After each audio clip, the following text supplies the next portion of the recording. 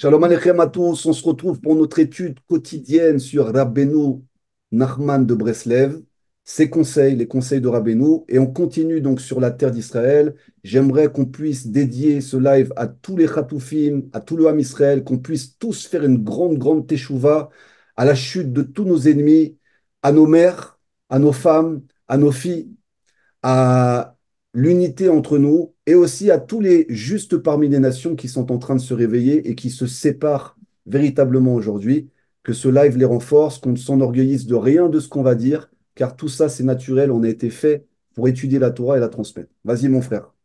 Amen. Alors, des autres, j'aime déjà que cette étude, elle puisse, comme tu l'as dit, vraiment, Rabbi Nachman, il insistait beaucoup que l'étude amène à l'action, que ça soit pas théorique, et on va voir que, bon, c'est des conseils, donc les conseils sont faits pour être appliqués. Et donc, aujourd'hui, on va voir un conseil en rapport avec la terre d'Israël, donc je continue sur, dans la suite des conseils qu'on avait vus la semaine dernière. צריך להתפלל ולבקש מהשם דבר לזכות לגעגועים וכיסופים כאלו לארץ ישראל עד שיזכה לבוא לשם ממש. Le conseil du jour nous dit Rabbi Nachman que il faut prier, demander à Hachem d'avoir de mérite, d'avoir des envies, des manques par rapport à la terre d'Israël. Ad shiskil avo leshem hamash, jusqu'à que, à cause de ces envies, je puisse avoir le mérite de venir en terre d'Israël. C'est déjà, premièrement, moi quand je lis ça, je me dis, Rabbi Nachman, lui, il est en exil, avec ses chassidim, avec les juifs d'exil, et donc ce conseil-là, il était très actuel, ou enfin très important pour quand on se trouve en Eretz Israël. Il dit de prier, donc pour les juifs aussi qui sont encore en Chutz La'aretz, qui nous entendraient, pour tous les Yehudim en réalité, de prier Hachem d'avoir le manque, de ressentir ce manque. C'est pas normal que je suis en Chutz La'aretz et que je suis bien dans. Je pense même pas à Israël, c'est même pas une question pour moi de venir. Si tu n'as pas ça, c'est pas grave, c'est pas inné. C'est pas quelque chose que tu vas être demain. Ah, Eretz Israël, je comprends c'est quoi mon héritage, d'où je viens, je sais c'est quoi mon but dans ce monde. Non, c'est pas grave, tu ne comprends pas, mais prie sur ça, dit Rabbi Nachman. D'ailleurs, la tefila avec Rabbi Nachman, c'est quelque chose qu'il a mis beaucoup le point dessus, de prier pour même la plus petite chose qui paraît insignifiante a priori à tes yeux, il dit prie dessus. Comme ça, tu crées un lien avec Hachem. Et là, Biprat, en particulier pour Eretz Israël, il faut prier pour quelqu'un qui ne ressent pas cet attachement profond à la terre d'Israël, il dit il faut qu'il prie dessus. Il faut qu'il prie dessus. Et si il a le mérite de prier dessus jusqu'à ressentir il a envie d'être en Israël. La prière va lui donner cette envie, ce manque, ce gargouille, comme il dit. Il peut entraîner par cette filote et par ce manque-là devenir que la terre d'Israël t'accueille. Donc c'est intéressant parce qu'on voit aussi, tu vois, que la terre d'Israël, comme si qu'elle acceptait ses habitants. C'est-à-dire, on se fait certainement une démarche d'aller et tout, mais bon, comme on l'a vu depuis le départ, c'est que la terre d'Israël, elle a une réaction à la personne qui s'y trouve dessus, ou Yehudi qui se trouve dessus. Donc on voit qu'une personne en Chutz La'aretz commencerait à se connecter à Eretz Israël, et bah c'est pas que juste toi, tu es dans ton petit monde, tu es dans tes pensées, ça, c'est une influence. Ça a vraiment une influence jusqu'à que tu peux mériter concrètement à ce que la terre t'accepte et tu puisses venir en Israël. On l'a vu avec Moshe Rabbeinu. On voit comment il prie pour pouvoir entrer en Eretz Israël, Exactement. jusqu'à ce qu'à un moment, il arrive à la limite, il dit, top, si tu pries encore, je serai obligé de te laisser entrer. Donc c'est vrai que, bon, il y en a qui vont ressentir naturellement l'attraction vers Israël, ce qui est mon cas. Moi, je n'ai pas besoin de prier, je te dis la vérité. Je suis attracté par Israël. Dès que je sors d'Israël, dès que je sors de Jérusalem, je sens que je descends, comme si je quitte quelque chose de très, très, très précieux. Et quand je sors du pays, encore pire. Donc vraiment, je sens que l'appel de la terre d'Israël, que quand je pose le pied ici, c'est ici, je sens l'attraction. Et c'est vrai qu'il y en a qui ressentent moins. Et d'ailleurs, je crois qu'il y avait un lien avec les Bné Léa et les Bné Rachel. C'est-à-dire que apparemment, ceux qui sont liés avec Léa, ils ont une attraction naturelle pour Eretz Israël. Pour Rachel, c'est plus compliqué, puisqu'elle est restée à l'extérieur d'Eretz Israël. Et le grand chidouche aussi que j'ai eu par rapport à la terre d'Israël, pourquoi Gad, Réhouven et la demi-tribu de Ménaché, ils sont en dehors des frontières d'Israël quand ils rentrent. Alors, nous, on voit que c'est parce qu'ils avaient du troupeau et qu'en passant, ils ont préféré rester avec le troupeau. En fait, de ce qu'on a étudié, avec Sadia d'ailleurs, justement, qui expliquait que comme Yaakov a pensé à Rachel quand il était avec Léa, pour le premier mariage où il pensait être avec Rachel, mais en fait, il était avec Léa, il y a eu une inversion. Et l'enfant qui naît, il a comme une forme de défaut qui fait qu'il ne peut pas recevoir une parcelle de terre.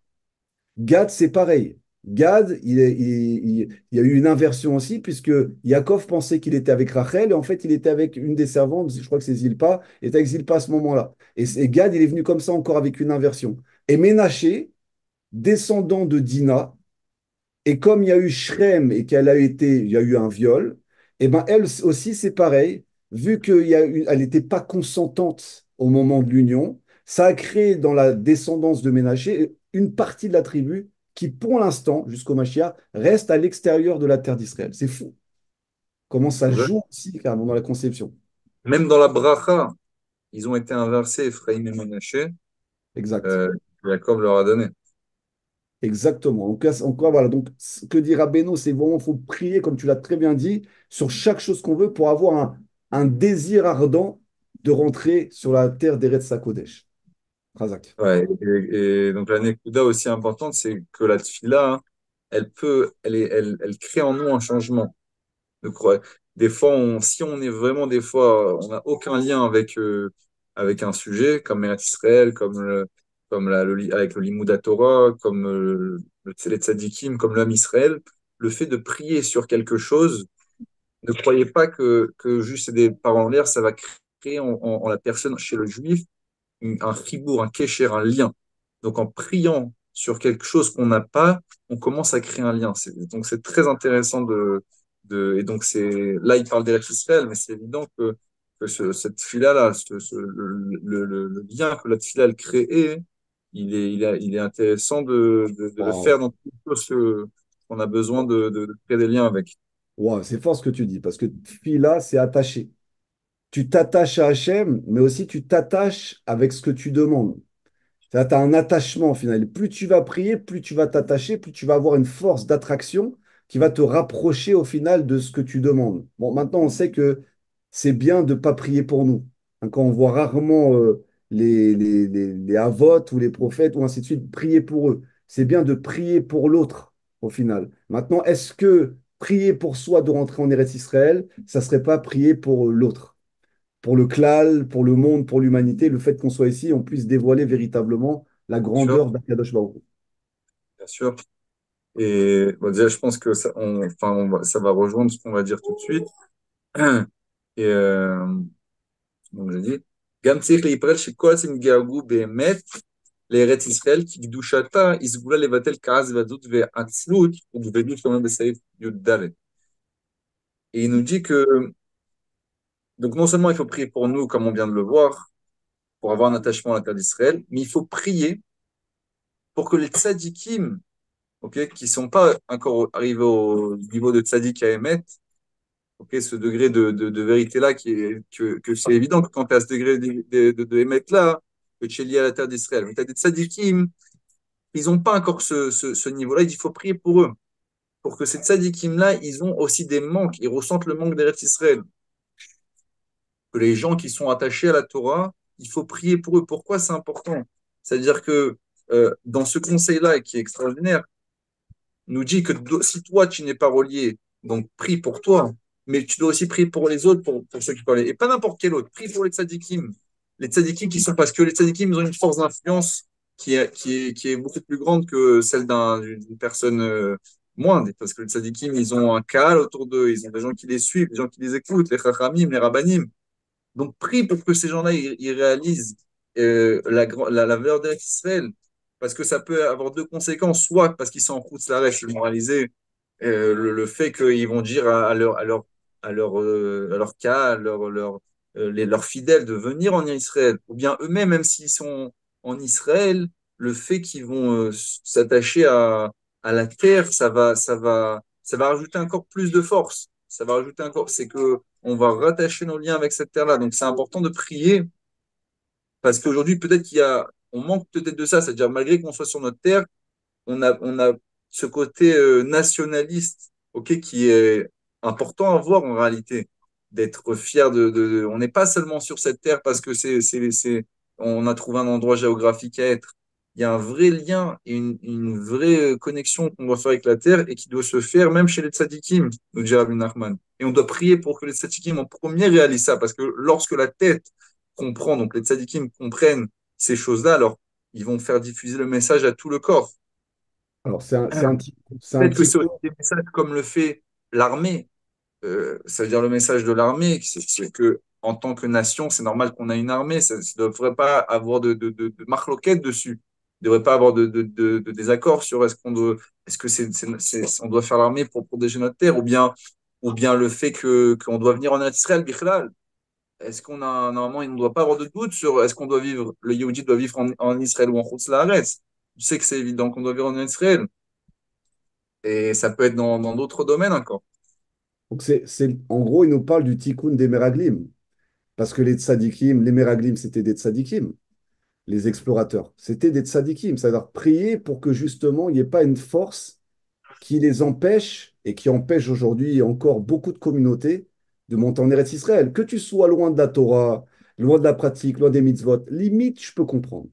Mais que tu pratiques la Torah, que tu pratiques les mitzvot, que tu étudies la Torah et que tu sais que tu as la terre d'Israël qui a les bras ouverts et que tu continues à pas monter, à freiner ta communauté et à pas rentrer, bien sûr qu'il faut prier pour eux. Ça, c'est sûr. Vas-y, bien sûr. Donc voilà, ça c'était le premier conseil par rapport à la tfila et à Eretz Israël, donc il faut prier pour nous et pour les gens en réalité. C'est important, tu vois, que Rabbeinu, il parle de ce point-là, tu vois, de prier pour nos frères juifs, puis aussi réalise. Parce que de la même manière que la tfila, elle peut avoir un impact sur moi-même, sur un sujet, comme on va le dire, que je suis loin, que je suis pas du tout, il n'y a aucun lien avec moi. De la même manière que en priant pour cela, je vais créer un lien entre moi et la chose dans laquelle je prie, et ben même je peux faire ça chez l'autre. C'est un grand chidouche. Ne crois pas que ta tfila, la tfila du Yehudi, d'ailleurs, c'est l'arme du juif, on dit l'arme du Mashiach, ça va être sa prière en premier lieu. On a tendance à être mésalzel, à un peu dénigrer le courage de la tfila, mais c'est pas quelque chose qu'on devait s'inquiéter parce que déjà dans la Gemara, il y a 2000 ans, il le disait. Les choses, il y a une korum zulutinadam, a dit la Gemara, elle dit, il y a la chose qui est la plus élevée dans ce monde-là, mais qui en réalité, les gens dénigrent, c'est quoi la tfila? Donc c'est quelque chose que le monde, il a été habitué comme ça. Mais donc justement, l'étude là, elle doit nous faire rappeler la tfila, le corps, la tfila du juif, elle agit concrètement dans la mentalité. Et c'est tellement vrai ce qu'on dit, c'est que des fois, il y a des rabbinim, même on en avait parlé plusieurs fois, et ils nous disent ne prie pas pour certaines choses. Ne demande, comme tu l'as dit plus haut, tout à l'heure, il y a des gens qui ne prient pas pour eux. Pourquoi? Bah, ça change rien. Parce que des fois, dans Tfila, tu peux vraiment concrètement amener des choses, mais tu sais pas si c'est bien pour toi. La Tfila, c'est un vrai pouvoir de faire pousser des choses, de faire réaliser des choses. À tel point, même Rabbi Nachman, il parle de ça. Il dit, quand tu pries pour une chose, tu peux la concrétiser. C'est-à-dire que prier pour être riche, etc. À force de prier comme avec Moshe Rabbeinu, on concrétise la chose. C'est pas des paroles en l'air.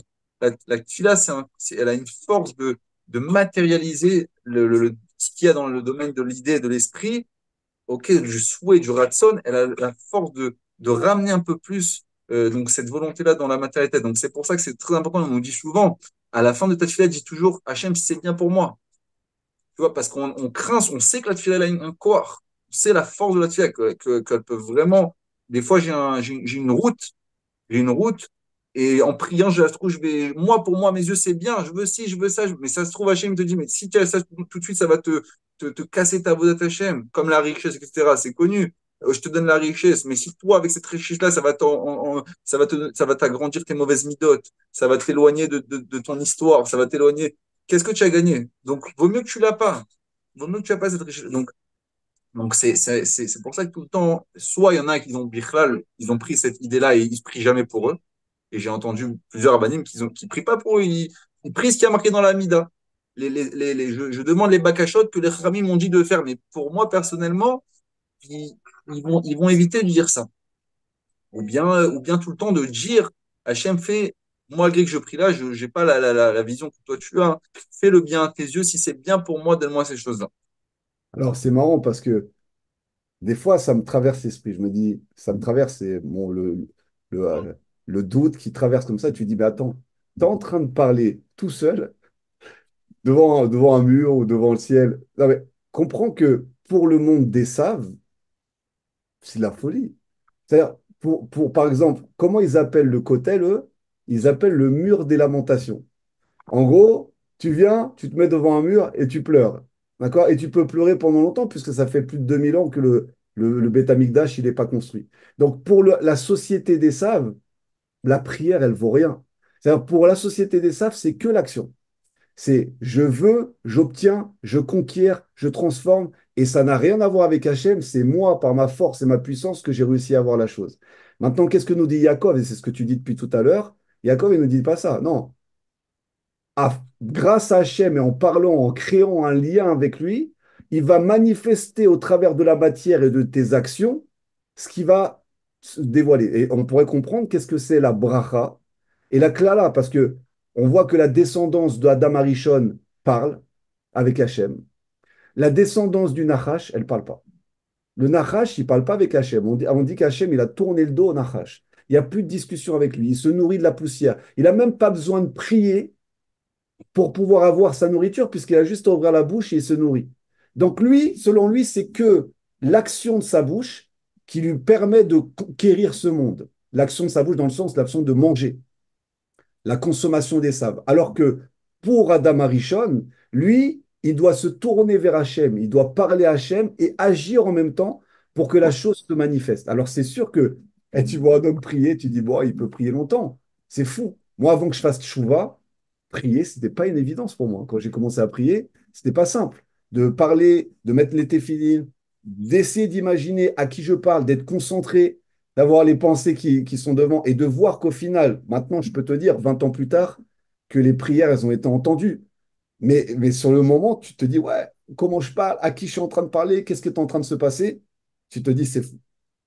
Alors, דבר זה שהשם יתברך משלם ושולח לאדם מידה כנגד מידה, כלומר איסורים הדומים לעבירה שעבר, חסד גדול הוא, בכדי שאדם יבין במה חטא ויתעורר לתשובה. Il dit, il y a une anaga en Eretz Israël, c'est, il dit, c'est qu'Hachem, il envoie à l'homme Mida Keneged Mida. Kelomar, c'est-à-dire quoi Mida Keneged Mida, mesure pour mesure. Il dit, en Israël, Hachem va envoyer des souffrances à une personne qui ressemble à la Avera qu'il a commise, qui a un lien avec ce qu'il doit réparer ou bien la Avera qu'il a commis. Il dit ça, c'est un chesed énorme, une grande, grande bonté qu'Hachem y fait. Mais cette prina-là, nous dit Rabbi Nachman, elle existe Beikar essentiellement en Eretz Israël. Ça veut dire que, comme il dit Tfila et Moshe, comme c'est marqué dans Tfila et Moshe, il dit que Kol Aisurim Shashim Bar Sholach Ladam, tous les souffrances qu'Hachem envoie à l'homme, M Kede Sheitorir la Tshuva. Finalement, ils sont pour réveiller l'homme à ce qu'il revienne à sa source, à son origine, qu'il revienne vers Akadosh Baruch Hu, comme Evo Arsham et Pasuk, comme c'est marqué, comme Moshe l'a dit dans le Pasuk qu'on dit tous les Shabbat, Tashev enosh adaka vatomer shuvu ben adam, qu'Hachem, il amène l'homme, s'il ne fait pas teshuva jusqu'à Daka, c'est-à-dire jusqu'à le seuil qui est avant la mort, vatomer shuvu ben adam, tout ça pourquoi? Pour que tu reviennes. Comme Rachid explique, comme Rachid l'explique là-bas, nous dit, Shachem idbar sholach l'adam isurim kashim, qu'Hachem, il peut envoyer, Chazvé Shalom, des souffrances chez l'homme, chez Be'am Sautam, Omer Adam Lashuv Midarko Ra, que à cause, grâce à ces souffrances-là, l'homme, il va se repentir du chemin où il est. Mais le grand chidouche, en fait, dans ce qu'on est en train de dire là, c'est quoi? Il nous dit, Ikar Inyanze, l'essentiel de cette anaga-là, de ce comportement qu'Hachem a vis-à-vis des Yehudim, que Hachem, il se comporte mida keneged mida, quand en réalité on réalise que c'est une grande bonté. Parce que en Israël, en fait, les souffrances que tu as, c'est pas stam des souffrances qui sont amenées à à te réparer ou bien à expier tes fautes, c'est des souffrances qui sont amenées à te faire grandir. Parce que à travers ces souffrances-là, tu es censé comprendre, tu dois comprendre ce que tu as réparé. Concrètement, Waouh. ça veut dire que en Israël, si maintenant, par exemple, une personne, elle a des souffrances, que ce soit dans la parnassa, dans le shalom bayit, dans intérieur, ou bien des maladies, enfin, même s'il y a doigt, même ça j'avais entendu cette histoire au nom du Harizal, qu'il avait dit à son élève qui avait mal à l'épaule. Et il lui avait expliqué que les mots épaule, c'était en hébreu, comme on dit épaule, on dit katef, c'était relié avec une certaine Irak. Mais en réalité, à Kadosh Baruch Hu, en Israël, si on chercherait bien, si on a les yeux pour voir, si on prie à Kadosh Baruch Hu pour qu'il nous explique pourquoi tu m'envoies ce haïssour là, cette souffrance-là, et ben c'est parce qu'il y a un message dedans pour te dire dans quoi tu dois te réparer. C'est pas stam des souffrances comme on peut avoir en route Laaretz. Ici, les souffrances, elles ont le but que tu te répares. Si tu as des souffrances, c'est que tu dois te réparer encore. Exactement. Donc, en gros, ce que tu as fait comme faute, ici, elles sont matérialisées, soit par une personne, soit par des choses, des maladies, Hachem par plein de choses. Et c'est en fait la réparation que ce que toi-même tu as créé. C'est ce que tu as matérialisé par tes fautes que tu dois devoir confronter pour justement le traverser et faire une réparation. C'est-à-dire, c'est pas juste je reconnais mes fautes. Maintenant, tu as la possibilité, c'est ce que je disais, pour ça, on doit prendre ça comme une grande tova de faire une réparation complète puisque tu te confrontes à ta faute et tu peux, en te confrontant, inverser les choses et réparer complètement à sa source. Et il y a une autre chose que tu as dit tout à l'heure qui était importante aussi, tu disais que des fois on demande des choses qui ne sont pas bonnes pour nous. Et on a parlé tout à l'heure de Moshe Rabbeinu. On a dit qu'il a prié un nombre de prières plus de 500 fois pour pouvoir rentrer en Eretz Israël. Et jusqu'à ce Hachem il dit, si tu pries encore, tu vas rentrer. Maintenant, qu'est-ce qu'il voulait faire Moshe Rabbeinu? Il voulait activer la Géoula. Il voulait rentrer en Eretz Israël pour que la Géoula se dévoile maintenant. Mais Hachem, il lui a dit, écoute, si tu fais encore une prière, tu vas, oui, activer la Géoula. Mais tous ceux qui ne sont pas rentrés en Eretz Israël, ils ne pourront plus rentrer. Alors là, il s'est arrêté. Il a compris que sa prière, comme tu l'as très bien dit, elle n'était pas positive au final pour le peuple et pour le Ham et pour ceux qui étaient encore restés dehors. Donc il s'est arrêté, il a préféré rester dehors que d'y rentrer, activer la Géoula et qu'il y en aura qui sont à la traîne et qui ne puissent pas y participer. על הגשם ועל הקיים,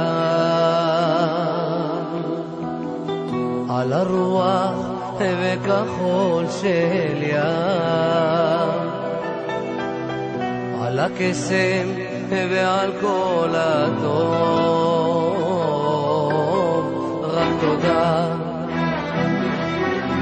רוצה לומר